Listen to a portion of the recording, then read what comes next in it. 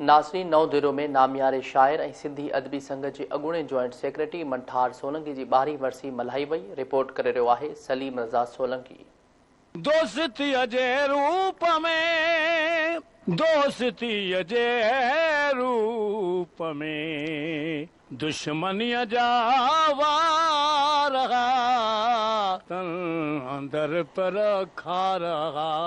सिंध जे नाले वारे शाइर ऐं सिंधी अदबी संघ जे अॻूणे मरकज़ी जॉइंट सेक्रेटरी मंठार सोलंकी जे 12वीं वरसी सोलंकी हाउस नओं दौर में मल्हाई वई। मंठार जी 12वीं वरसी तक़रीब में शरीक शाइरनि अदीबनि धरती टीवी सां ॻाल्हाईंदे चयो त मां सम्झां थो मंठार सोलंकी हिकिड़े वक़्तु हिकिड़ो बहितरीन मुंतज़िम तौर ते बि सिंधी अदब संघ तौर ते साम्हूं आयो, हिकिड़ो सुठे शाइर तौर ते बि साम्हूं आयो ऐं हिकिड़े मुहक़क़ी सूरत में बि तमामु असां साम्हूं आयो। असां सम्झूं था त मंठार सोलंकी इहो समूरो किरदारु असां सभिनि लाइ हिकिड़ो उत्साह जो सबबु आहे, जिन करे गॾु थिया आहियूं। सिंधी अदबी संघ जो मंठार वारो जेको दौर हो तमामु हिकिड़ो शानदार दौर हो। उन दौर में हिते असां सिंध जे वॾनि वॾनि ॾहनि खे सिंधी अदबी संगत नेंदरे शाख जे गजाणनि में मंठार सोलंकीअ जे ओताक में असां लेक्चर ॾींदे ॿुधोसीं। जो मंठार जी 12वीं वरसी आहे, पर अॼु बि असांखे इहो ई एतमाद नथो अचे त को मंठार असां खां जुदा आहे।